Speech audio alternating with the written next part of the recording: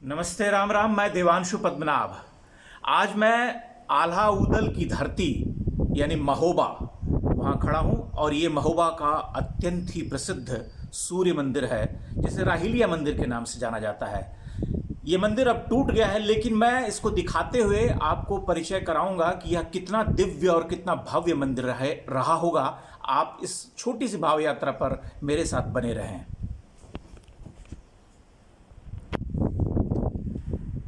मैं सीधे इस मंदिर के भीतर प्रवेश कर गया हूँ और यहाँ से आपको इसकी भव्यता का एक छोटा सा भाव दृश्य दिखाता हूँ। आप देखिए ऊपर, आप देख रहे हैं कि यह ऊपर से ढह चुका है।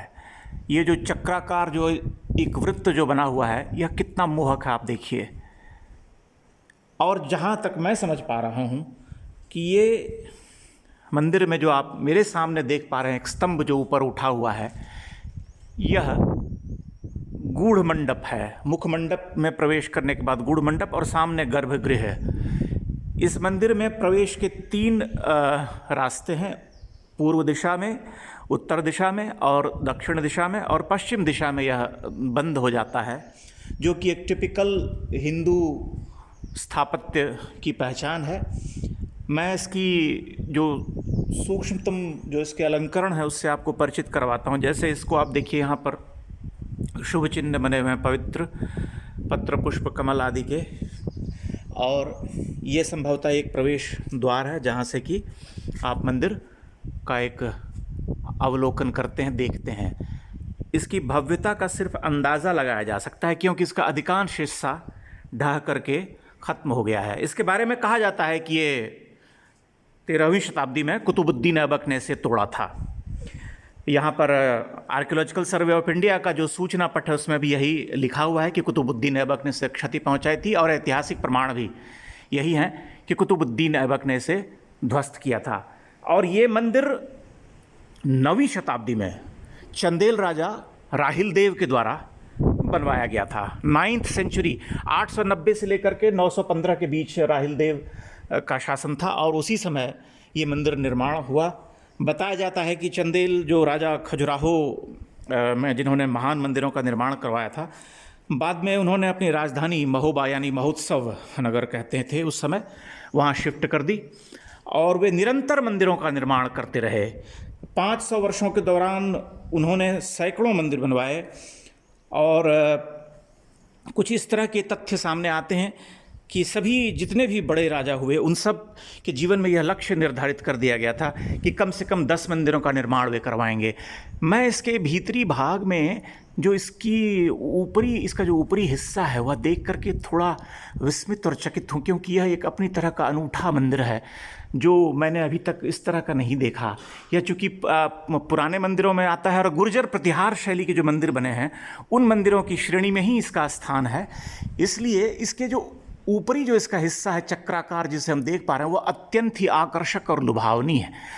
और वहाँ से हम सिर्फ अंदाज़ा लगा सकते हैं कि इसका शिखर कितना सुंदर और कितना उत्तुंग, कितना ऊंचा, कितना विशाल, कितना भव्य रहा होगा, जो कि अब है नहीं।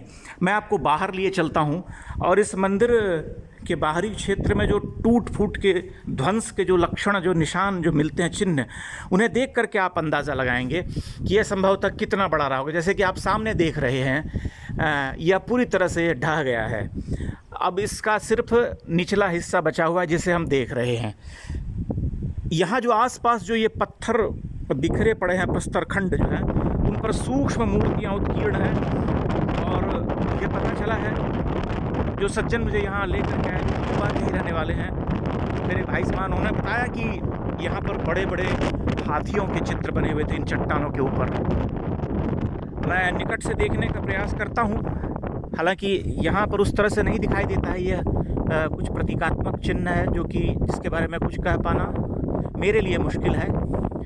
लेकिन यहाँ से आप मंदिर का बाहरी दृश्य देखिए और आप अनुभव कीजिए कि यह कितना सुंदर, कितना दिव्य मंदिर रहा होगा जब अपने ये वैभव काल में जब बन करके खड़ा हुआ होगा। इसके ऊपर एक लाइटनिंग अरेस्टर भी लगाया गया है कि बिजली से जो है ये उसको क्षति न पहुँचे। लेकिन मूलतः जो इसकी सुंदरता थी उसे तो हम सिर्फ कल्पना में सोच सकते हैं कि जानने का हम सिर्फ स्वप्न देख सकते हैं कि यह कैसा रहा होगा, क्योंकि उसे हम देख पाने या उसके मूल स्वरूप को जानने की स्थिति में नहीं है, कतई नहीं है। यहाँ से मैं एक चक्कर काटता हूँ इसके बाहरी प्रदक्षिणा पथ पर, और जैसा कि सभी नागर शैली के बड़े मंदिरों में आप देखते हैं, पाते रहे हैं कि वह एक विशाल जगती अधिष्ठान के ऊपर, यह भी एक विशाल जगती अधिष्ठान के ऊपर बना हुआ है।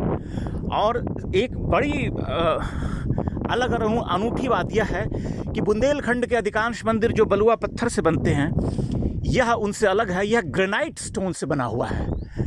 और इसको आप धीरे धीरे धीरे धीरे जब ऊपर की ओर देखते हैं तब आप इसकी सुंदरता का अनुभव करते हैं। मैं इसके प्रदक्षिणा पथ पर हूँ और एक चक्कर काटता हूँ, और आप इसे निकट से देखने का प्रयास कीजिए, अनुभव कीजिए कि यह कितना सुंदर, कितना विलक्षण, कितना विराट और कितना आकर्षक बड़ा मंदिर रहा होगा।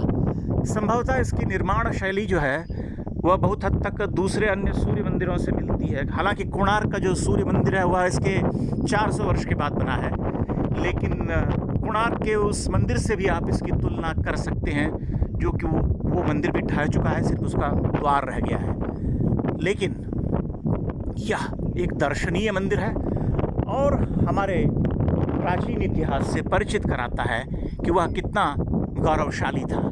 यहाँ से एक अंतिम छवि मैं लेता हूँ और आप सबसे विदा लूँगा इन्हीं शब्दों के साथ, इस आग्रह के साथ कि महोबा आएंगे और इस मंदिर को देखेंगे। साथ ही मेरे इस चैनल को भी सब्सक्राइब करते हुए मेरे सभी वीडियोस आप लोग देखते रहेंगे, मेरी इस भाव यात्रा के सहयात्री बनेंगे। बहुत बहुत धन्यवाद, प्रणाम।